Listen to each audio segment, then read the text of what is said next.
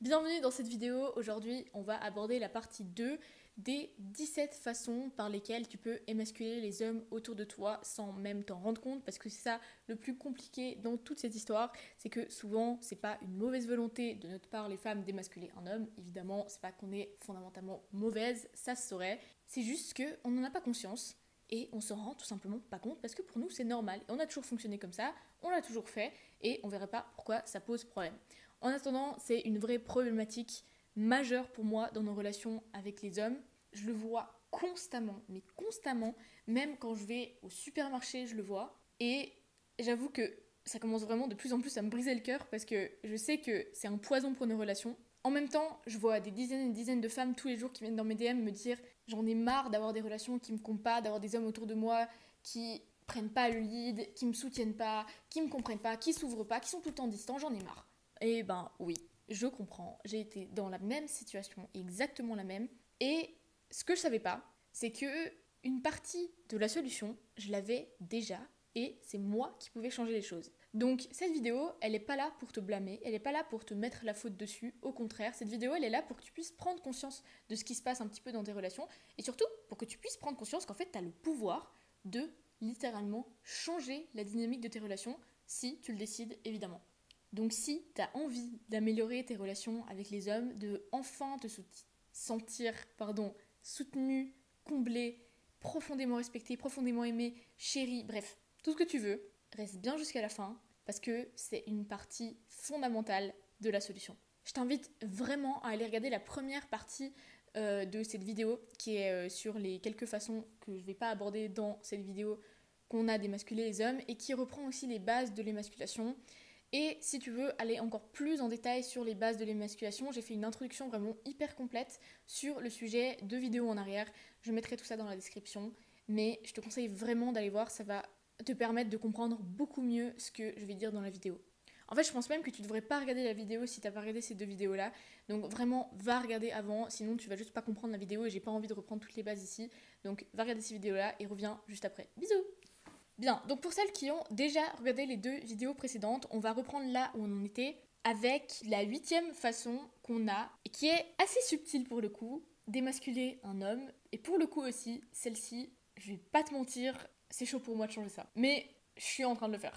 C'est d'avoir des attentes irréalistes. C'est quand t'attends de lui qu'il atteigne des standards littéralement impossibles à atteindre. Et ce fait-là, ça peut lui donner l'impression d'avoir échoué avant même qu'il ait commencé. Surtout s'il n'a pas énormément confiance en lui ou s'il se croit déjà lui-même pas capable. Si en plus tu rajoutes des attentes de malade mental là-dessus, ça va pas le faire. Et cette façon-là, j'y suis très sensible parce que je place des standards qui sont très hauts et j'en suis consciente, mais j'ai énormément de peine à, on va dire, pas les baisser, mais les réévaluer, on va dire ça plutôt. Et je suis pas du tout en train de dire ici qu'il faut que tu te contentes du minimum. Vraiment, pas du tout. C'est pas du tout ma philosophie. Au contraire, je suis plutôt quelqu'un qui va aller viser très haut et justement mettre la barre extrêmement haut, que ce soit déjà pour moi, mais aussi du coup pour les autres qui m'entourent, ce qui n'est pas toujours facile pour eux. Je le conçois, force à vous si vous regardez la vidéo.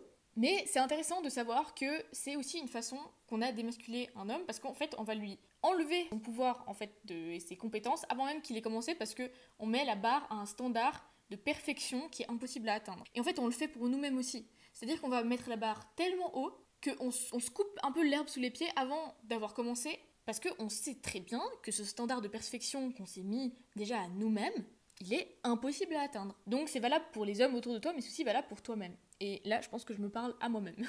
Ok, 9e façon qu'on a d'émasculer un homme, c'est de critiquer son travail ou son revenu. C'est extrêmement sensible pour un homme, tout simplement, parce que c'est assez souvent lié à son identité.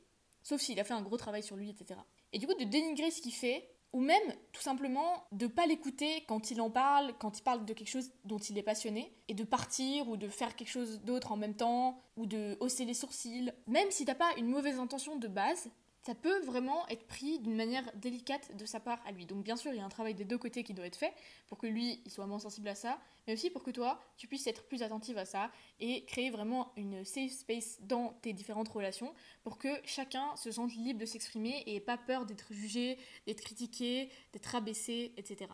10e façon d'émasculer, c'est prendre des décisions sans son avis.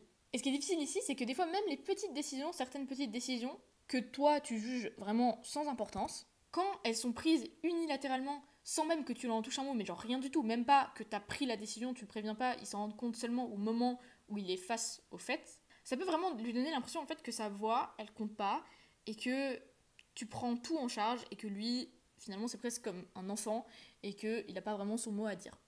Donc un petit conseil là, c'est juste de le prévenir, ou même si toi tu penses déjà avoir la bonne décision et tout, juste d'ouvrir en fait une petite discussion. Ça peut durer 1 minute, comme ça peut durer 1 heure. Mais voilà, juste pour qu'il sache et qu'il soit pas surpris en fait par quelque chose que tu aurais décidé toi-même sans le consulter. Surtout si ça le concerne. Enfin, quand ça le concerne plutôt. 11e façon d'émasculer, c'est le comparer à d'autres hommes. Et évidemment, c'est très délicat comme sujet parce que nous-mêmes, en tant que femmes, je suis pas certaine qu'on aime être comparé à d'autres femmes. Surtout dans des relations romantiques. Et parfois, on n'a même pas l'intention, on va dire, de directement le comparer. On a juste envie de s'exprimer sur quelque chose. On va par exemple lui dire, mais pourquoi t'es pas comme lui, et dans le but peut-être de le pousser à ce qu'il s'améliore, etc., etc. Donc c'est une bonne intention.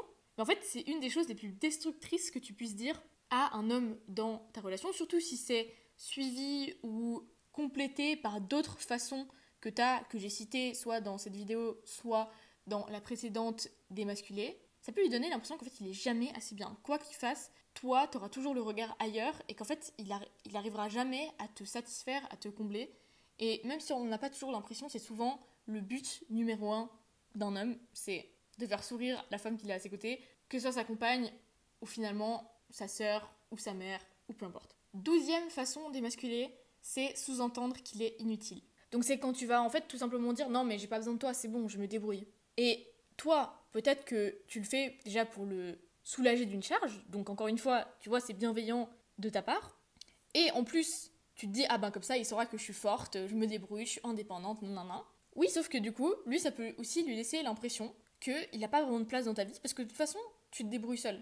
Donc, qu'est-ce qu'il a à faire dans ta vie s'il peut même pas t'aider, même pas te soutenir? Tu vois, c'est souvent ça, en fait, le dilemme un peu qu'on a en tant que femme, c'est qu'en même temps, on veut vraiment être soutenu par les hommes qui sont autour de nous, et en même temps, on a énormément de peine à accepter de l'aide, à recevoir, et en fait, à laisser l'espace à un homme pour qu'il nous soutienne. Et du coup, bah, on se bat un peu contre nous-mêmes. Ce qui est compliqué, et ce pourquoi je crée du contenu, parce que je l'ai vécu, et franchement, ça m'arrive encore parfois maintenant, et c'est franchement pas très agréable, parce que juste t'as l'impression qu'il n'y a rien qui fonctionne, et que en même temps, t'es tout obligé de porter toute seule, et que l'autre est pas en mesure de t'aider, alors même que souvent, c'est toi qui lui laisse pas, entre guillemets, l'autorisation ou la permission de le faire. 13e façon d'émasculer, c'est prendre en charge les tâches que lui, il aime faire. C'est-à-dire, imaginons, il y a un petit bricolage à faire dans la maison, style une ampoule à changer. Lui, il kiffe bien faire ça, mais toi, t'es en mode non, c'est bon, on va appeler l'électricien, ça va aller plus vite, sinon toi, tu vas encore te gourer, ça va prendre trop de temps. Et j'ai envie de te dire, en fait, s'il aime faire ça, laisse-le faire. Tant mieux. C'est vraiment une façon pour lui juste de aussi te montrer qu'il est là pour contribuer à ton bien-être, pour te soulager, même si tu sais très bien que tu aurais été capable de téléphoner à un électricien, de le payer, et ça aurait été réglé aussi en 5 minutes. Mais peu importe, s'il peut le faire, autant le laisser faire. 14e façon d'émasculer, c'est d'ignorer ou de rejeter complètement ses opinions. Ça veut dire, par exemple, si tu lui exposes une problématique et qu'il te propose une solution et que tu hausses les sourcils, tu souffles et tu es en mode non, ça marchera pas. Sans même, en fait, y avoir pensé. Et peut-être que c'est juste parce que t'es fatigué, t'en as plein le dos, et en plus, il te propose une solution à laquelle t'as déjà réfléchi, et que du coup, tu sais que potentiellement, selon les informations actuelles que t'as, parce que on n'est pas non plus la science infuse, peut-être et probablement ça fonctionnera pas, et que tu réponds du tac au tac comme ça, en n'appréciant même pas vraiment l'effort qu'il a fait de te donner cette solution, et juste en tournant la page en fait, ou en disant non, tu me sers à rien. Donc tu t'en doutes bien, ça peut vraiment être senti un peu comme un rejet ou comme un manque de considération, ou presque des fois comme un manque de respect, dépend comment tu l'as exprimé. 15e façon d'émasculer, c'est de gérer ses ou les finances sans le consulter. Et là, c'est plus du coup pour des relations, on va dire, romantiques, de couple, où vous allez avoir soit vos finances ensemble, soit séparément, mais que, imaginons, c'est tout toi qui gères, mais que tu le consultes même pas pour prendre des décisions, et du coup, ça revient à un autre point que j'avais fait avant. Et c'est vrai que l'argent, dans n'importe quelle relation, on va dire, c'est un sujet assez sensible, souvent avec beaucoup de poids derrière, beaucoup de sens différents qu'on donne selon le rapport qu'on a eu avec durant notre vie. Donc c'est important de ne pas l'exclure de ces décisions financières-là, même si peut-être que tu le juges pas très smart financièrement parlant, ou je ne sais pas, ou que peut-être juste t'es plus forte. Si vous avez un accord pour que toi tu gères tout, alors tant mieux. Mais s'il n'y a pas d'accord, c'est important qu'il y en ait un, ou alors que vous preniez les décisions à deux. Et 16e et dernière manière qu'on a, qui est assez subtile d'émasculer, c'est de pas reconnaître ses contributions. Parce que finalement, tout le monde aime se sentir apprécié et aime être reconnu pour ce qu'il ou elle a fait. Et du coup, si tu ignores les efforts qu'il a fait, ou que tu les apprécies pas, ou que tu soulignes juste le négatif dans ce qu'il a pu faire, peu importe leur taille finalement, ou peut-être que tu dis rien parce que pour toi, ça signifie rien du tout et ça devrait être normal. Donc si c'est normal, alors ça mérite même pas d'être souligné, d'être reconnu ou de remercier la personne pour ça. Ça peut vraiment être décourageant en fait, parce que surtout si du coup, encore une fois, comme je l'ai dit dans la dernière vidéo, si tu l'as regardée, j'espère que tu l'as regardée, souvent c'est pas si tu fais une de ces 17 façons que là immédiatement ta relation elle va devenir toxique, ça va plus du tout aller, non. C'est quand ça devient répétitif et quand il y a plusieurs de ces façons qui sont combinées ensemble ou qui sont continues en fait, que là ça devient problématique, surtout à long terme. Imagine si on va dire tu fais 3 remarques qui puissent l'émasculer par jour environ, et encore c'est pas énorme, ça arrive vite 3 remarques sans s'en rendre compte, c'est rapide. Bon, sur 2, 3, 4, 5 ans, 10 ans, 20 ans, tu vois ce que je veux dire. Ça commence à devenir problématique et ça commence à éroder plus ou moins gravement la relation. Bref, on arrive déjà à la fin de cette petite vidéo. Et ce que j'ai envie de dire ici, c'est qu'en fait, ce qu'on voit, c'est que la plupart de ces comportements-là, c'est pas des comportements que volontairement tu vas faire pour le rabaisser, pour lui enlever son pouvoir ou quoi que ce soit. C'est des comportements qui viennent vraiment d'une volonté et d'une intention positive, où tu as envie de lui montrer que tu peux prendre en charge certaines choses, que tu es forte, que tu es indépendante, etc., que tu arrives à tout gérer, et comme ça tu te dis, ben je lui enlève aussi une charge mentale. Mais en fait, même avec les meilleures intentions dans ces cas-là, ça peut être des comportements qui blessent, pas à la première fois évidemment, mais au bout de la 100e, 200e fois, et tu te diras c'est beaucoup, sauf que ça arrive bien vite, quand tu vois 1-2 remarques par jour, ça arrive vite 200 fois. Évidemment c'est totalement subjectif comme terme, je n'ai pas du tout fait de recherche là-dessus, je dis pas qu'à la 200e fois, bim, il va y avoir un gros problème dans ta relation, pas du tout. C'est vraiment, ça dépend de chaque individu, encore une fois, de sa confiance qu'il a en lui, du travail qu'il a fait sur lui-même, etc. etc. D'ailleurs je ferai une autre vidéo sur le fait que certes les femmes il faut qu'on apprenne à pas émasculer, et il faut aussi, à mon avis, que les hommes apprennent à ne pas se laisser émasculer et à justement reconnaître ces patterns-là aussi et à dire stop, ça c'est pas ok. Bref, au sujet. La bonne nouvelle, c'est qu'en ayant regardé cette vidéo jusqu'au bout, et merci de l'avoir fait d'ailleurs, t'as fait le premier pas vers le changement. Et pour ça, tu peux être extrêmement, extrêmement fier de toi, parce que ce premier pas en fait de prise de conscience, c'est le plus dur. Parce que tu sors en fait de la zone d'ombre dans laquelle t'es depuis probablement des dizaines d'années, ou en tout cas des années. Et tout d'un coup, tu vois, tu prends un peu de recul, ou peut-être que c'est pas immédiat, tu vois, mais peut-être dans quelques jours, dans quelques semaines, dans quelques mois, et tu te rends compte en fait de tout ce qui s'est passé depuis, et de tout ce que tu fais, entre guillemets, sans encore une fois te mettre la faute dessus, c'est juste une prise de conscience, et c'est très difficile. C'est très difficile, je sais, mais tu peux être extrêmement fier de toi pour ça, et en tout cas, je suis fière de toi pour ça, parce que en reconnaissant ces schémas, c'est là qu'on peut vraiment commencer à construire les bases solides de relations qui nous comptent vraiment. Et de relations surtout qui soient basées sur le respect et la confiance. Bref, dans la prochaine vidéo, j'aborderai probablement plus concrètement comment est-ce que tu peux stopper ces comportements, comment est-ce que tu peux changer ces dynamiques et à la place les transformer pour que ce soit pas du rabaissement mais que ça puisse renforcer votre relation.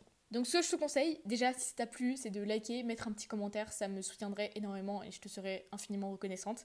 Et bien sûr de t'abonner pour pas louper les prochaines vidéos qui vont sortir. Et bien sûr aussi de me suivre sur mes réseaux si c'est pas déjà le cas. Et également, je fais une petite parenthèse, si ça t'intéresse d'être accompagné sur le sujet ou que tu as envie d'en savoir plus, n'hésite pas à réserver un appel avec moi où on va discuter de tout ça. Et si tu as des questions à propos de cet appel, n'hésite pas non plus à m'écrire directement en message privé sur Instagram. Je te dis à tout bientôt, on se retrouve dans la prochaine vidéo et merci encore de ton attention, ton temps, ton énergie.